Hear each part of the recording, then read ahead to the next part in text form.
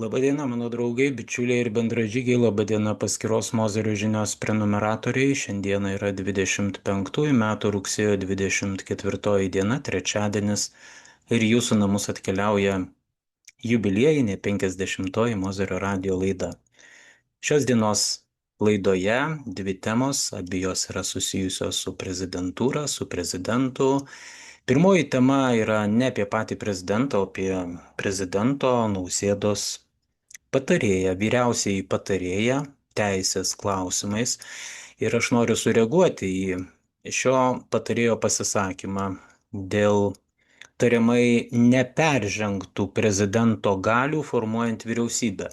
Noriu į tai sureaguoti dėl to, kad 44-oje Mozerio radio laidoje išsamei, įtikinamai ir patikimai įrodžiau, pagrindžiau, kad prezidentas pažeidė konstituciją, peržengė jam suteiktus konstitucijai įgaliojimus, sudarydamas vyriausybę, formuodamas vyriausybę. Nenoriu kartotis, jūs tą laidą, tikiuosi, didžioji dalis jūsų ją girdėjote. Na, kas negirdėjote, tiesiog susiraskite, įsijunkit ir išklausykite mano komentaro, mano argumentų. O sureaguoti noriu dėl to, kad prezidento vyriausiasis patarėjas teisės klausimais sukritikavo tuos, kurie pasisako dėl to, kad prezidentas peržengė įgaliojimus. Vyriausiasis prezidento patarėjas teisės klausimais atmeta tą kritiką ir aš noriu, kad mes visi kartu paklausytume ir pabandytume išgirsti vyriausiojo patarėjo teisės klausimais argumentus, kuriais vadovaujantis jis tą kritiką atmeta. Citata. Nežinau, gal turėčiau pasitikslinti, kur mato tą konstitucijos ribų peržengimą. Šiuo metu patvirtinta vyriausybė yra paskirti ne visi ministrai, tai jie turi būti paskirti ir tie veiksmai yra daromi. Tai nežinau, ar čia galima būtų išvelgti kažkokį konstitucijos ar kažkokios kitos teisės reikalavimų pažeidimą. Reikėtų grįžti prie konstitucinių reikalavimų. Juk ministrų kandidatūras prezidentui teikia ministras pirmininkas. Tai čia yra pirmiausiai ministro pirmininko pasirinkimas ir savo komandos ministrų matymas. Tai viskas prasideda nuo to. Citatos pabaiga. Tai štai girdėjote prezidento vyriausiojo patarėjo teisės klausimais argumentus, kuriais vadovaujantis jis atmeta tame tarpe ir mano kritiką dėl to, kad prezidentas peržengė konstituciją jam suteiktus įgaliojimus formuodamas vyriausybę. Betgi dar kartą sakau, mano išsakyti argumentai 44 Mozerio radio laida yra įtikinami, patikimi, ir jie yra pagristi konkrečiomis konstitucijos teisės normomis. Tuo tarpu vyriausiasis patarėjas teisės klausimais, viskas, ką jisai gali pasakyti, yra tai, pakartosiu. Tai nežinau, ar čia galima būtų išvelgti kažkokį konstitucijos ar kažkokios kitos teisės reikalavimų pažeidimą. Nežinau, gal turėčiau pasitikslinti, kur mato tą konstitucijos ribų peržengimą. Mielas mano Kabišaitį, tokia yra vyriausiojo patarėjo teisės klausimais pavardė. Įsijunk Mozerio radiją, paklausyk 44 laidą ir tu žinosi, kur yra ta konstitucijos ribų peržengimo, kur yra tas konstitucijos ribų peržengimas. Tai turim liūdnokoką situaciją, jeigu prezidento vyriausiasis patarėjas teisės klausimais tik tai tiek te gali pasakyti apie tai, kad prezidento įgaliojimai nebuvo peržengti. Iš kitos pusės, matyt, tai rodo, kad tų argumentų iš tiesų kaip ir nėra ir tai, ką mes kartu su jumis kalbėjome praėjusioje laidoje, 44 Mozerio radio laidoje, yra tiesa.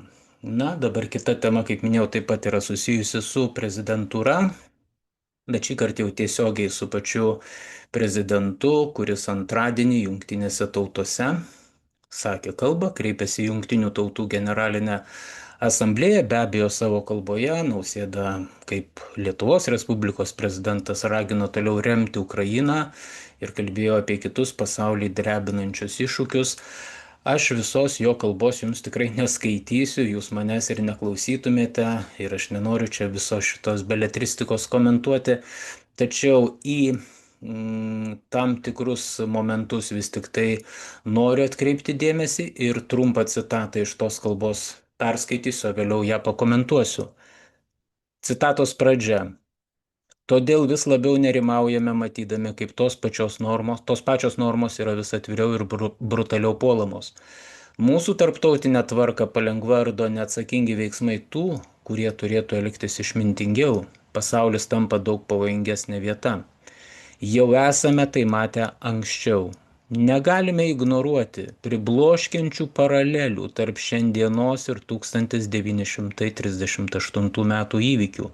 Tuo metu pasaulis rinkosi nuolaidžiavimą, o ne tarptautinę teisę, diplomatiją, o ne atgrasimą. O to kulminacija tapo liūdnai pagarsėjęs Miuncheno susitarimas.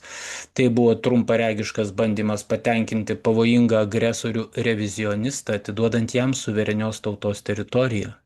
Kaip paaiškėjo, tai buvo visiška nesėkmė. Priminsiu, kad 1930, tai aš čia dedu dabar tašką citatoje Nausėdos, daugiau nebeskaitysiu ir savo klausytojams priminsiu, bet aš nebejoju, kad tikrai didžioji dalis jūsų žino, bet tiesiog pasakysiu, kad 1938 metais pasirašant Miuncheno susitarimą, nacistinė Vokietija buvo atiduota dalis Čekijos teritorijos, Sudetų kraštas.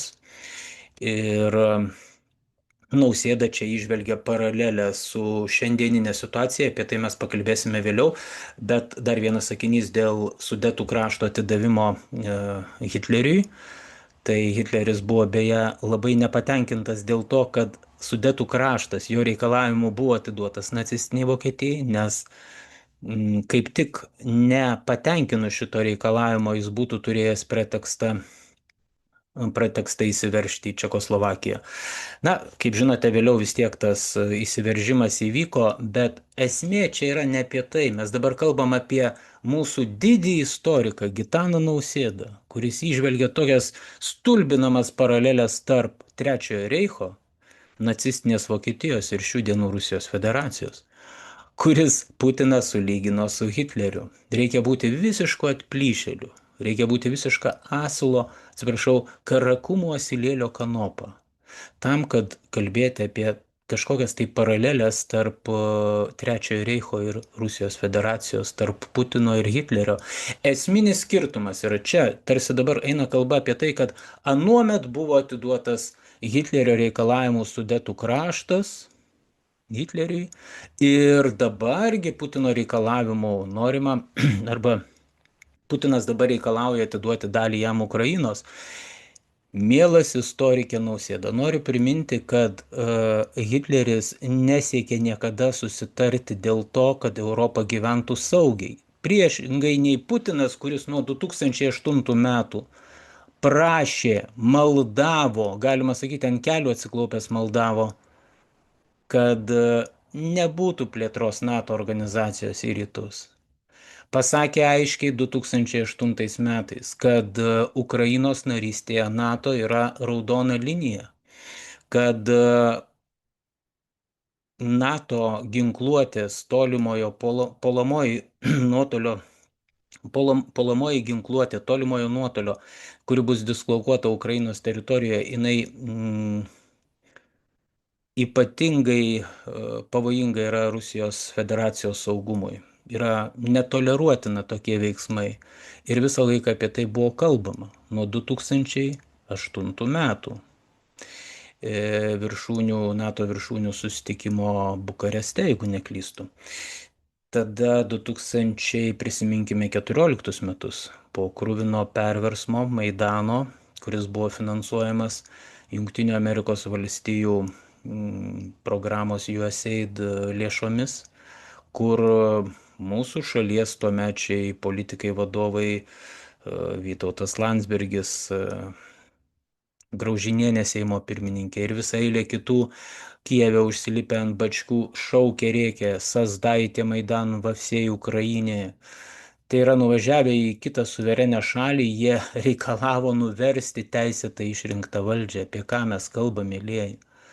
Tuo tarpu Rusija siekia visada susitarimo. Tie patys Minsko susitarimai, kurie buvo pasirašyti, Minskas 1, Minskas 2, Minskas 3, kas jų nevykdė šitų pasirašytų susitarimų ir kodėl jie buvo nevykdomi? Aiškiai tie patys, kurie turėjo būti garantais. Mesgi girdėjom, čia nėra Kremliaus naratyvai, tai kalbėjo tie patys žmonės.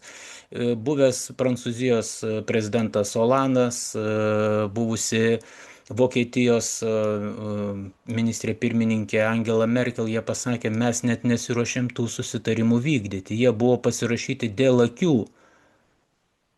Jais buvo Rusija apgaudinėjama.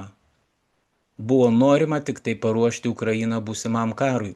Tai kodėl tai buvo elgiamasi? Atsakykite, mėlyjeji, čia ne Kremliaus naratyvas, tai yra faktai.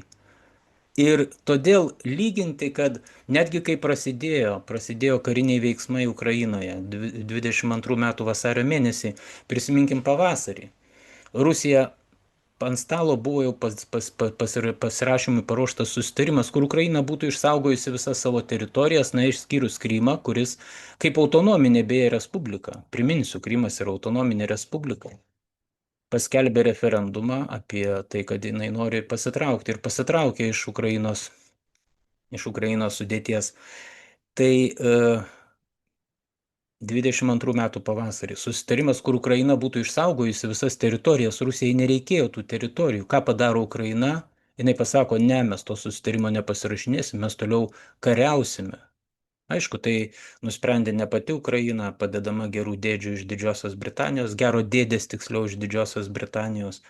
Bet jau čia yra kita tema. Šiandieną būtent norėjau akcentuoti mūsų didžiojo istoriko Gitano Nausėdos genialias įžvalgas ir sugebėjimą išvelgti paralelės tarp Trečiojo Reicho ir dabartinės Rusijos federacijos. Fantastika.